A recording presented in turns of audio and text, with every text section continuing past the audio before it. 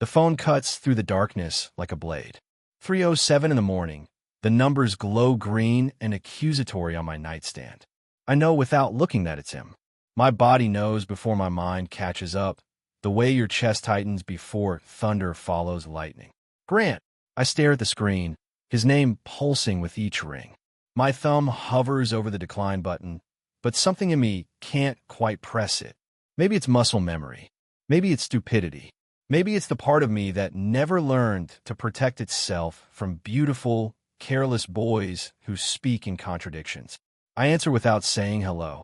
His voice comes through thin and distant, like he's calling from the bottom of a well.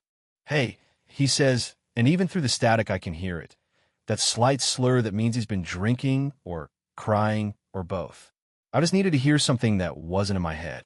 I don't respond immediately. Can't really.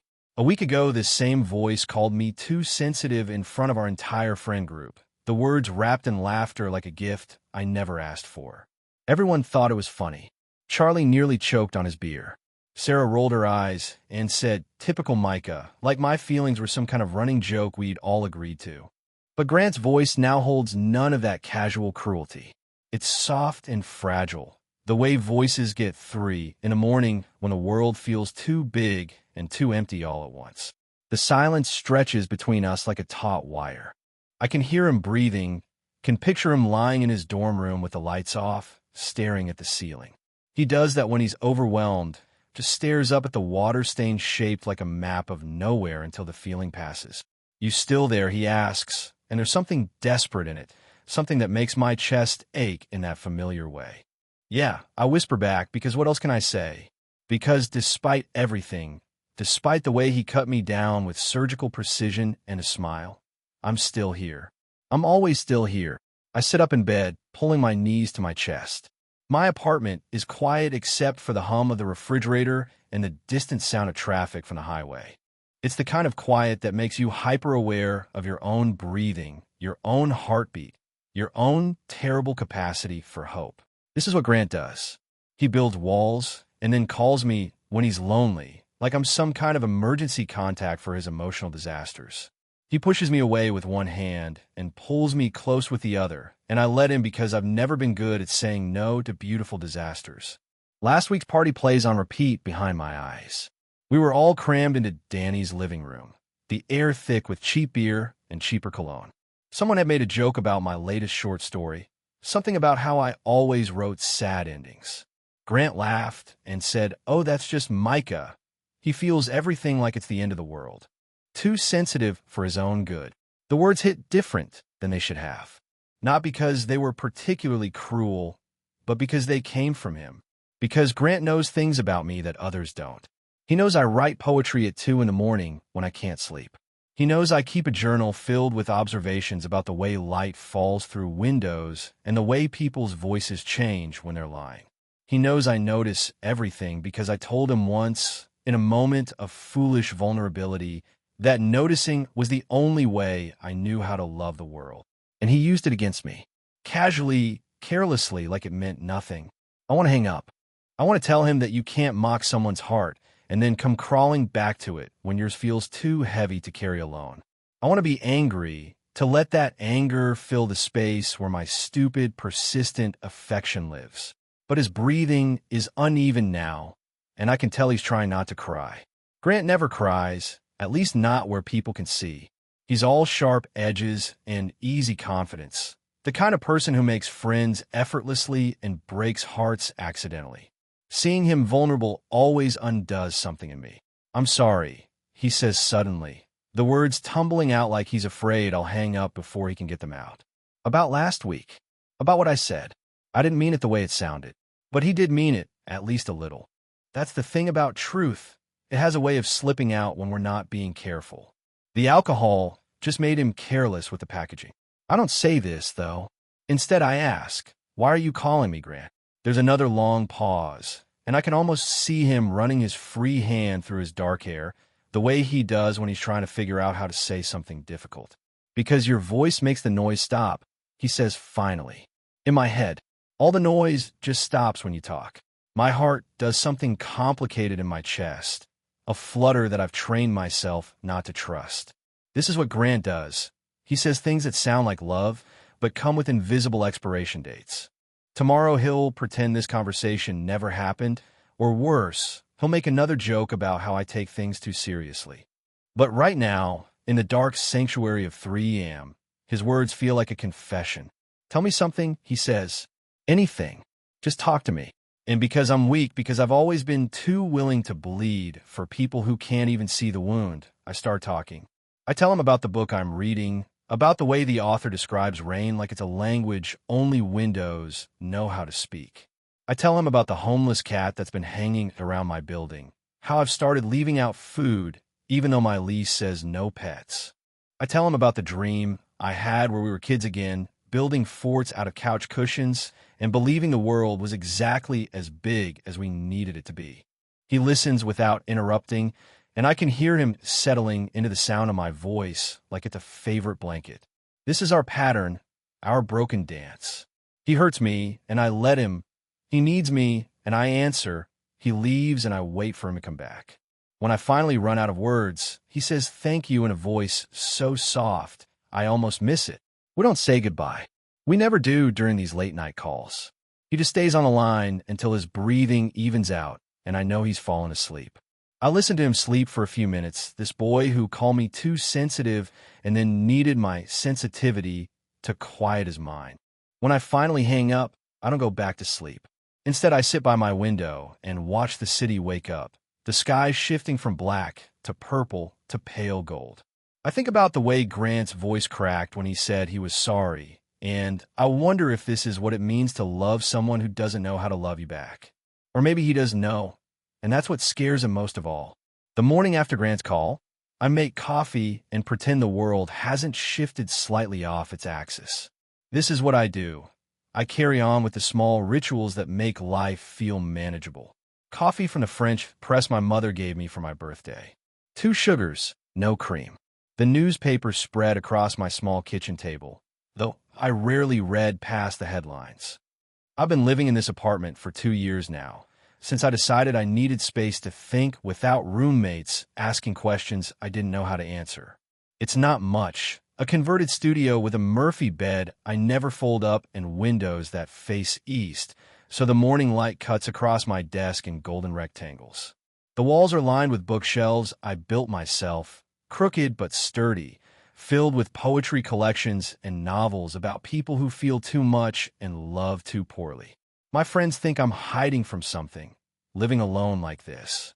Maybe they're right, but solitude has always felt safer than the alternative, than having to explain why I need silence to process the world, why I write everything down, why I notice the way people's voices change when they're lying or lonely or in love. Grant used to understand this about me. When we first met during freshman orientation, I was the quiet one sitting in the back row, taking notes on things that weren't being said. He was the one cracking jokes, making everyone laugh, but afterwards he sought me out. Said he liked the way I listened, like I was actually hearing him instead of just waiting for my turn to talk. We spent that first semester learning each other's rhythms. He would drag me to parties where I'd stand in corners and observe, then come home and write about the girl who laughed too loud because she was afraid of being forgotten, or the boy who kept checking his phone because he needed constant proof that he mattered. Grant would read my observations and say things like, "You see people the way they want to be seen," and I thought that meant something. He was studying business because his father expected it, but he'd spend hours in my room talking about wanting to travel, to write, to do something that mattered. I was studying English because I never wanted to do anything else, because words were the only way I knew how to make sense of the chaos of being alive.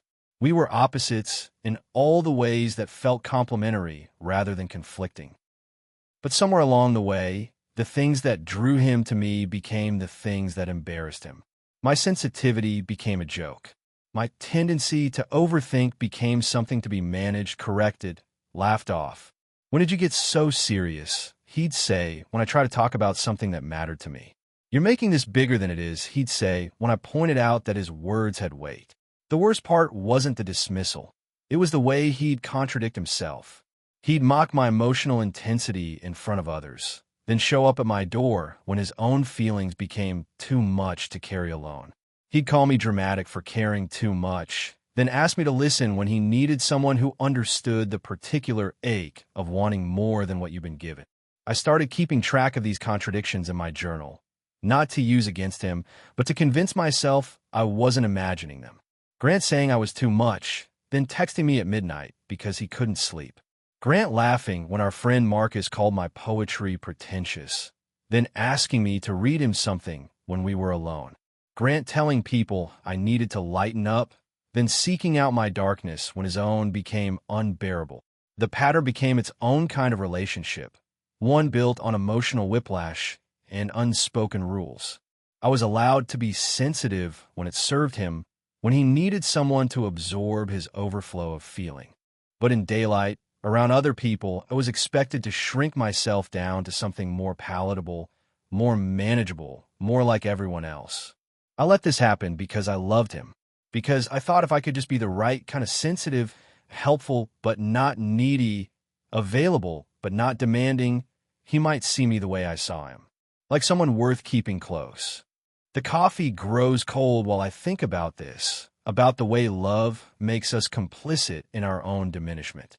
Outside my window, the world is waking up properly now. People walking dogs, starting cars, beginning another day of pretending they know what they're doing. I used to find comfort in these morning rhythms, but now they just remind me how alone I am with all this wanting. My phone sits silent on the counter.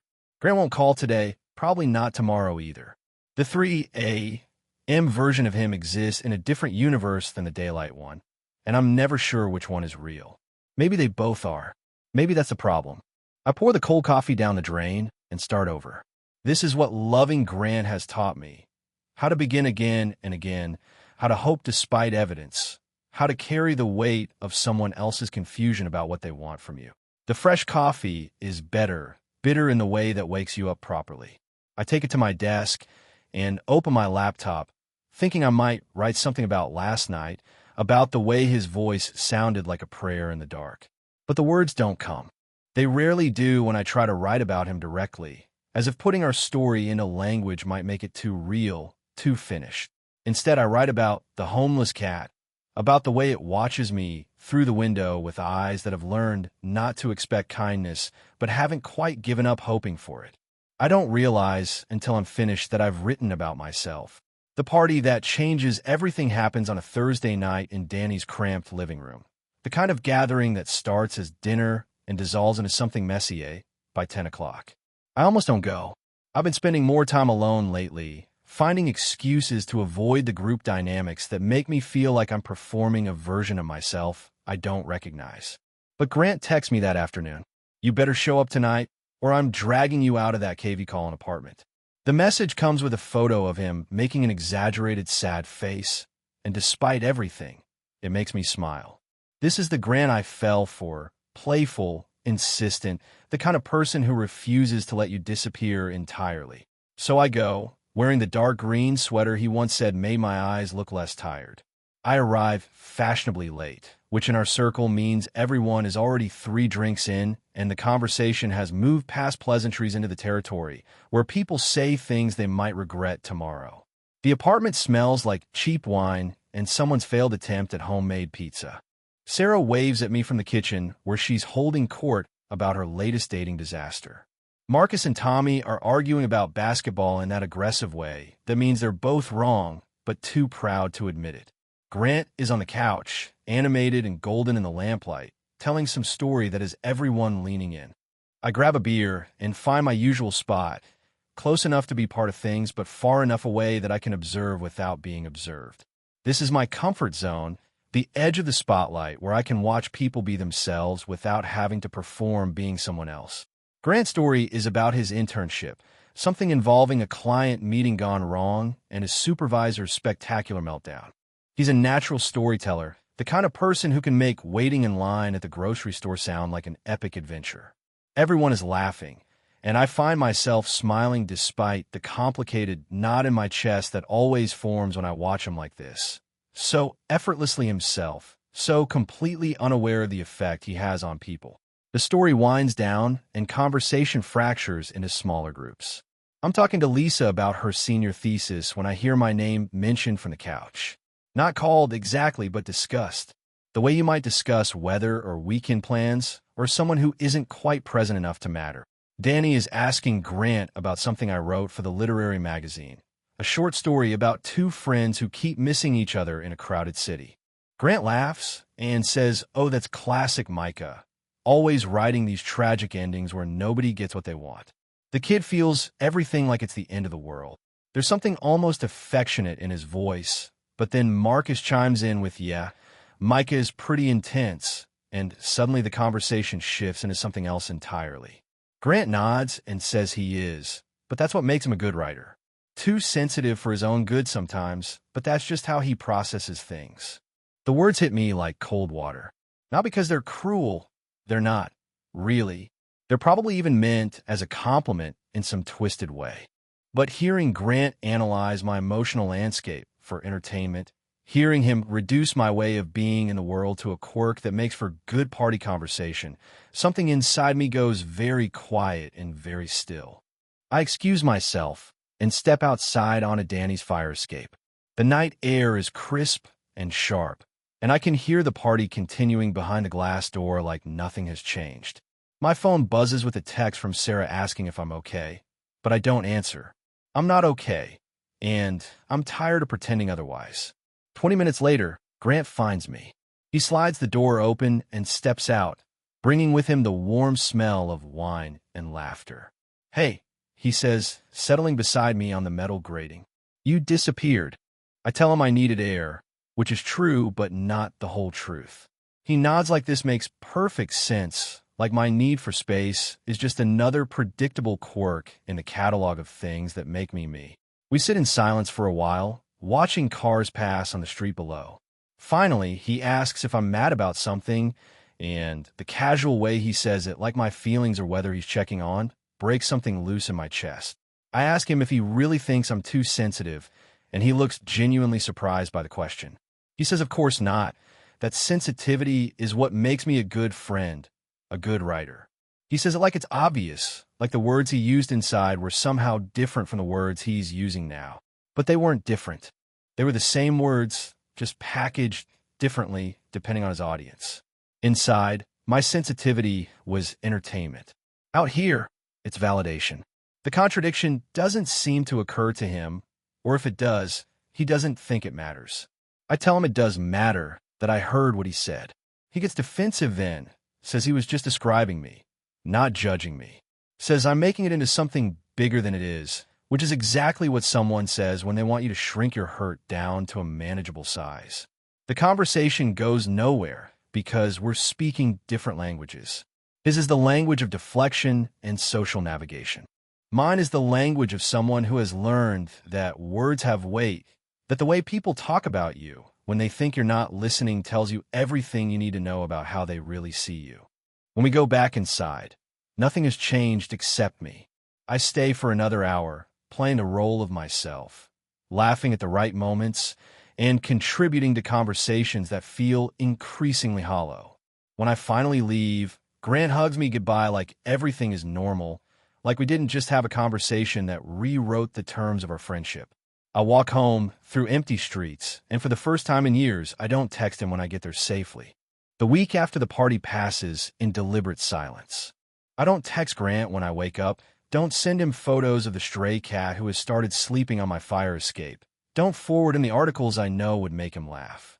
The absence of these small rituals feels strange, like learning to write with my non-dominant hand, but I persist because I need to understand what our friendship looks like when I'm not doing all the emotional labor. Grant notices on day 3. His first text is casual. "Haven't heard from you. Everything cool?" When I don't respond within his usual time frame, he tries again. "Did I do something wrong?" The question mark feels loaded, like he genuinely doesn't know what he might have done, which somehow makes it worse. By day 5, he's calling. I let it go to voicemail and listen to him ramble about his day, asking if I want to grab coffee, saying he has something funny to tell me about his internship supervisor. His voice sounds smaller through the phone, less certain, and part of me wants to call him back just to restore the familiar rhythm between us. But I don't. I'm learning something about myself in this silence, that I have a backbone when I choose to use it, that I don't have to be available every time someone decides they need me. On day 7, He shows up at my apartment with coffee and that crooked smile that has gotten him out of trouble since we were 18. He's wearing the blue flannel I like, and I wonder if that's intentional, if he's calculated which version of himself might work best on me today. I let him in because saying no through a closed door feels cruel, and cruelty has never been my strong suit. He sets the coffee on my kitchen counter like he's done 100 times before, but something about the gesture feels different now, more careful, like he's not sure of his welcome anymore. We don't talk about the party immediately. Instead, we fall into the old pattern, him sprawled on my floor, me cross-legged on the couch, both of us pretending this is normal. He tells me about his week, about the project he's working on, about his mother calling to ask when he's coming home for dinner. I listen the way I always have, but I can feel something shifting in the space between us, some fundamental recalibration of power. After an hour of careful conversation, he finally asks why I've been distant. The word choice interests me, distant, like I've moved geographically rather than emotionally. I tell him I've been thinking about things, about what it means to be someone's friend versus someone's entertainment. He gets that look he gets when he's trying to solve a problem he doesn't fully understand. Micah, he says, and my name in his mouth still does something complicated to my chest. You know, I don't think of you that way. But the evidence suggests otherwise, and I'm tired of pretending it doesn't. I ask him how he talks about me when I'm not around, and he hesitates just long enough to confirm what I already know. The pause tells me everything, that there's a version of me that exists in his conversations with other people, and that version is probably not someone I would recognize. Instead of pushing this line of inquiry, though, he changes tactics. Starts talking about how much he's missed our conversations, how weird the week felt without our usual check-ins. Says things like you're the only person who actually listens when I talk, and I want to believe this is manipulation, but it sounds too much like truth. This is Grant's particular talent, the ability to make you feel essential to his happiness, right when you're questioning your place in his life. He doesn't do it consciously, I don't think. It's more like emotional echolocation, the way he instinctively finds the frequency that will bring you back to him. We end up listening to music the way we used to when conversation felt too heavy. He puts on one of the albums I introduced him to, something melancholy and beautiful that sounds like late afternoons in autumn. We lie on my floor in the patch of sunlight from the window, not quite touching, but close enough that I can feel the warmth radiating from his body. This is where Grant becomes dangerous. Not in the moments when he's careless with my feelings, but in the moments when he's careful with them. When he remembers that I like my coffee with 2 sugars. When he brings me books he thinks I'll love. When he looks at me like I'm something rare and necessary. You make the world feel quieter, he says suddenly, his voice soft and unguarded. When everything else is noise, you're like, I don't know, like signal through static. I want to tell him that he can't say things like that and then mock my sensitivity to other people. That he can't make me feel like I matter and then treat my mattering like a joke. But the afternoon light is golden on his face, and he looks young and uncertain in a way that reminds me why I fell for him in the first place. Instead, I say, don't say things you don't mean, Grant. I mean it, he says, turning to look at me directly. I just don't always know how to say it right. There's something in his voice that makes me think this might be as close to an apology as he knows how to give. Not for what he said at the party, but for the larger pattern of making me feel both essential and disposable, often in the same conversation. We stay like that until the light fades, listening to sad songs and existing in the space between what we say and what we mean. When he finally leaves, he hugs me goodbye with both arms, the kind of hug that feels like a question and an answer at the same time. That night, he texts me good night for the first time in our entire friendship. I stare at the message for a long time before responding because I know this is how it starts, the slow renegotiation of what we are to each other, the careful dance towards something that might be more honest or might just be more complicated. I text him back, good night, Grant. It feels like a small surrender, but also like a beginning. The good night texts become a ritual. Nothing dramatic or declarative, just a simple acknowledgement that we're thinking of each other before sleep claims us. It's such a small thing, but it changes the texture of our days, knowing there will be this moment of contact when the world gets quiet. 3 weeks after our conversation on my floor, Grant suggests we watch a movie. Not with the group, just us. He shows up at my door on a Friday night with takeout from the Thai place we both love and a stack of DVDs that looks suspiciously curated, like he's put thought into what might appeal to both of us. We settle on something old and black and white, the kind of film where people say important things without ever quite saying them directly. Grant stretches out on my couch while I take the floor, but halfway through the movie he slides down to join me, claiming the angle is better. We end up side by side on the carpet, our shoulders occasionally brushing when one of us shifts position. The movie is beautiful and sad, full of longing glances and words that mean more than they say. When the credits roll, we don't move immediately. The apartment feels different in the flickering light from the TV, more intimate somehow, like we've shared something significant without naming it.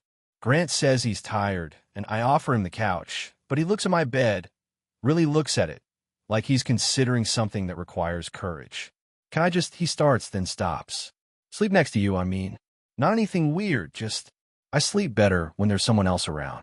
It's not the first time he stayed over, but it's the first time he's asked so directly, without the excuse of being too drunk to drive or too late to walk back to campus. The honesty in his request makes something flutter in my chest, dangerous and hopeful. I say yes because I always say yes to him, but also because I'm curious about this version of Grant who asks for what he needs instead of just taking it. We brush our teeth side by side in my bathroom sink like an old married couple, and the domesticity of it makes me ache in ways I don't have names for. My bed is barely big enough for two people, which means we have to be careful about space, about boundaries, about the places our bodies might accidentally intersect. Grant lies on his back staring at the ceiling while I curl on my side, facing away from him, trying to make myself small, trying not to think about the warmth radiating from his body or the way his breathing gradually slows and deepens. I'm almost asleep when I hear him whisper my name.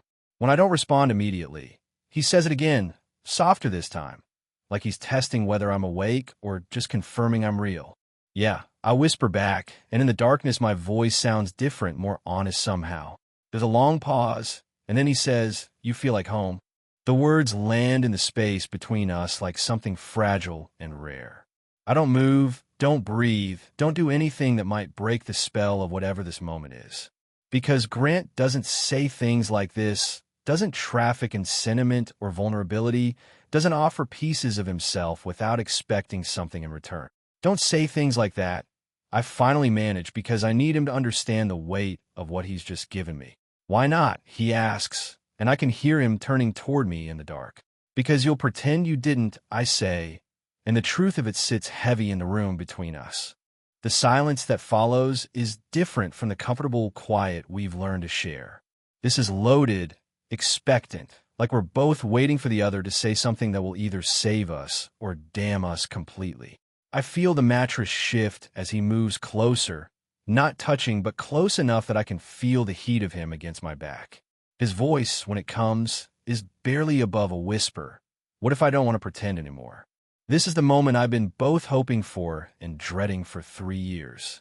The moment when the careful architecture of our friendship either evolves into something else or collapses entirely under the weight of everything we've never said.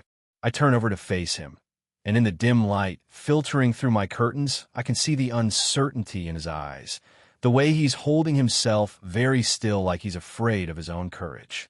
He looks younger in the darkness, less sure of himself, less like the confident boy who makes jokes at parties and more like someone who's been carrying a secret that's gotten too heavy to hold alone. You don't know what you want, I tell him, because I need at least one of us to be honest about what this is. Maybe not, he says, but I know what I don't want. I don't want to keep pretending that you don't matter more than everyone else. I don't want to keep acting like what we have is just friendship when it's never felt like just friendship. His hand finds mine in the space between us, tentative and warm, and I let him take it because I'm tired of protecting myself from the possibility of being hurt. His thumb traces across my knuckles, and the simple touch sends electricity up my arm and straight to my chest. Tell me I'm not imagining this, he whispers. You're not imagining it. I whisper back because it's true and because I'm done being the only one brave enough to feel things. We lie there holding hands in the dark like teenagers, like people who have just discovered they're not alone in their wanting. Neither of us moves to close the distance between us further, but the admission hangs in the air like a promise, like the beginning of something that will require more courage than either of us knew we possessed. When I wake up in the morning, Grant is gone, but there's a note on my pillow in his careful handwriting. Thank you for letting me stay. For everything. I press the note to my chest and try not to think about what happens next. Try not to analyze what last night meant or didn't mean. For now, it's enough to know that in the safety of darkness, we finally told each other the truth, even if the morning brings its own complications. The morning after Grant leaves the note, I spend 3 hours writing a letter I will never send. It starts as an attempt to capture what happened between us in the dark, to make sense of whispered confessions and the weight of his hand in mine. But it becomes something else entirely, a catalog of every moment I've swallowed my feelings to make room for his uncertainty, every time I've made myself smaller, so he could feel bigger. The letter grows into something unwieldy and honest, full of observations I've been collecting for 3 years like evidence in a case I was too afraid to prosecute. I write about the way he seeks my attention when he's lonely, but dismisses my depth when it becomes inconvenient. About how he's made me feel both essential and disposable, sometimes in the same conversation. About loving someone who treats your heart like a rest stop rather than a destination. When I finish, I fold it carefully and put it in the drawer with my other unsent letters, the ones to my father about disappointment, the one to my high school English teacher about changing my life, the one to myself about learning to take up space. Some truths are too large for the containers we try to put them in. Grant texts me that afternoon. Coffee? Like nothing has changed, like we didn't spend the night rewriting the rules of what we are to each other. I stare at the message for 20 minutes before responding. Rain check. This becomes our new pattern. He reaches out with the casual confidence of someone who believes last night was a breakthrough rather than a complication. I deflect with the careful politeness of someone who has learned that hope is dangerous when it's built on shifting ground.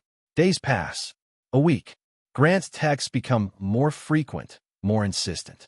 He asks if I'm avoiding him, if he did something wrong, if we can talk. Each message carries an undercurrent of frustration that tells me he expected our midnight honesty to change everything in a specific direction, toward what he wants, when he wants it. But I've spent 3 years learning Grant's emotional rhythms, and I know this pattern too. The intensity that follows revelation, the way he pursues something until he gets it, then retreats once he's satisfied his curiosity. I've seen him do this with classes, with hobbies, with girls who thought his attention meant more than it did. The difference is that I'm not something he can master and move on from. My feelings aren't a puzzle to be solved or a challenge to be conquered. They're the accumulated weight of loving someone who has never quite learned how to love anyone back with the same consistency he expects from others. 2 weeks after the night that was supposed to change everything, I decide I need to be brave in a different way. Not the bravery of hoping he'll figure out how to want me properly, but the bravery of accepting that he might not be capable of that kind of wanting. I text him, meet me at the cafe on 5th Street, tomorrow at 3. He responds immediately, yes. Thank you. The cafe is neutral territory, the kind of place where serious conversations happen because there's nowhere to hide behind familiar comforts. I arrive early and choose a table in the back corner, the one where we used to sit when we were younger, and everything felt possible because we hadn't yet learned all the ways we could disappoint each other. Grant walks in looking nervous, which is unusual for him. He's wearing the green shirt I once said I liked, and I wonder if this is calculated or coincidental, if he's trying to armor himself with my affection, or if he's genuinely forgotten how to exist around me without performing some version of himself. He orders his usual black coffee with 2 shots of espresso and sits across from me with the careful posture of someone trying to gauge the temperature of a conversation before it begins. We make small talk for exactly 4 minutes before I decide to stop protecting both of us from a truth. You don't get to make me feel like I'm too much and then come running when it's quiet, I tell him, and his face does something complicated that looks like recognition mixed with panic. I didn't mean to hurt you, he says, which is what people say when they want credit for their intentions rather than accountability for their impact. But you did hurt me, I say, and you keep doing it. Not because you're cruel, but because you don't think about the weight of your words when they're aimed at me. I slide the letter across the table, the one I wrote and rewrote until it contained nothing but truth. He looks at it like it might bite him, and I realize he's afraid of what I've put into language, afraid of seeing himself reflected in my careful observations. You're not ready for this, I tell him, gesturing to the space between us that contains 3 years of almost and maybe and not quite. And maybe I'm finally okay with that. He asks what I mean, and I can hear something desperate creeping into his voice, the sound of someone realizing they might lose something they didn't know they valued until it started slipping away. I mean that loving you has taught me how to disappear a little bit every day, and I don't want to be someone who shrinks to fit into the spaces other people make for me. Grant reaches for the letter, but doesn't open it, just holds it like it contains something fragile. His eyes are bright with what might be tears, or might just be the particular kind of panic that comes with consequences you didn't see coming. Read it or don't, I tell him, standing up from the table. But don't keep it just to make yourself feel better about letting me go. I leave without looking back, though every instinct I have screams at me to turn around, to see if he's opening the letter, to give him one more chance to say something that might change the trajectory we're on. But I keep walking because sometimes the most loving thing you can do is refuse to save someone from the natural consequences of taking you for granted. The late afternoon sun cuts across the sidewalk in golden rectangles, and for the first time in weeks, I can breathe all the way down to the bottom of my lungs. The silence that follows my walk away from the cafe is different from any quiet I've known before. It's not the loaded silence of waiting for Grant to text, or the careful silence of avoiding conversations that might hurt. This is the silence of a door closing, of a choice made, of finally exhaling a breath I didn't realize I'd been holding for 3 years. The first week is the hardest. My phone feels lighter without the constant weight of expected messages, but phantom vibrations still make my heart skip in that familiar way. I catch myself starting to text him about small things. The stray cat finally let me pet her, the professor who quoted one of his favorite authors in class, the way the light hits my apartment differently now that autumn is settling in for real. But I don't send these messages. Instead, I write them in my journal, and something unexpected happens. They become better observations when they're meant for myself rather than for someone else's entertainment. The cat becomes a meditation on trust and patience. The professor's quote becomes a reflection on how words can outlive the people who speak them. The light becomes a reminder that beauty exists independent of witness. I sleep better than I have in months. My dreams are quieter, less populated with anxious scenarios of things I should have said or might need to explain. I wake up without immediately checking my phone, and this small freedom feels revolutionary. Grant respects the boundary I've drawn, or maybe he's processing what I said, or maybe he's simply moved on to easier emotional territory. The silence from his end might hurt if I let myself think about it too long. But mostly it confirms what I suspected. I was more invested in maintaining our connection than he was in honoring it. 3 weeks pass before I realize I've stopped counting the days. I'm in the campus bookstore, browsing poetry collections, when I spot him through the window, walking with a girl from his economics class. They're laughing about something, her hand briefly touching his arm in that casual way people do when they're testing the possibility of intimacy. He looks lighter somehow, unburdened by the complexity of what we were. I expect this to hurt more than it does, but instead I feel something closer to relief. Grant is fine. He's moving through his life with the same easy confidence he's always had, and my absence hasn't left the kind of void I worried it might. This is both freeing and slightly devastating. The realization that you can love someone deeply without being essential to their happiness. That night, I write the first poem I've written about him that isn't saturated with longing. It's about the space people leave behind when they go, and how sometimes that space becomes more interesting than the person who used to fill it. How absence can teach you things about yourself that presence never could. A month after the cafe, I find an envelope slipped under my door. No return address, but I recognize Grant's careful handwriting immediately. Inside is the letter I gave him, still folded but obviously read. The creases are different, softer, like it's been opened and closed many times. Beneath it is a note in his handwriting, just a few lines on plain paper. You were never too sensitive. I just didn't know how to feel without drowning.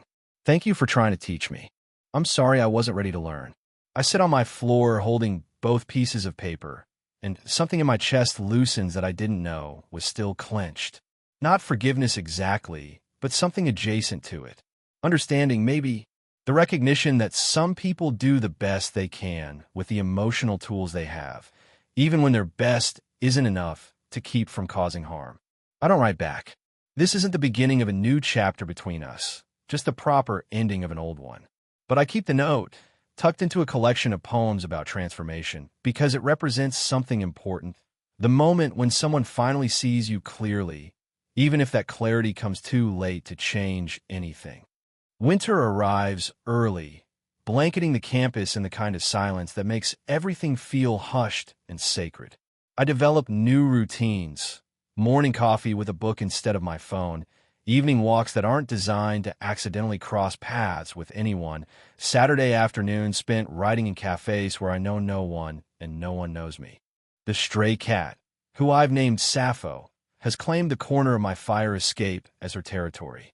She's learned that I put food out at 7 each morning, and she waits for me now, green eyes patient and knowing. We've developed our own language of gentle approaches and respectful distances. She accepts what I offer without demanding more than I can give. On the first truly cold day of December, I write a letter to myself. Not about Grant or what we were or what we might have been, but about who I am when I'm not trying to be someone else's idea of the right amount of feeling. About the specific gravity of my own emotional landscape and how it doesn't need anyone else's approval to be valid. I seal this letter in an envelope and put it on my shelf next to books that have taught me how to live with my particular intensity as a gift rather than an apology. Someday, when I'm tempted to shrink myself for someone else's comfort, I'll open it and remember this feeling. The weightless freedom of taking up exactly as much space as I need. Outside, snow begins to fall in lazy spirals, and I watch it from my window with hands wrapped around warm tea, feeling more like myself than I have in years.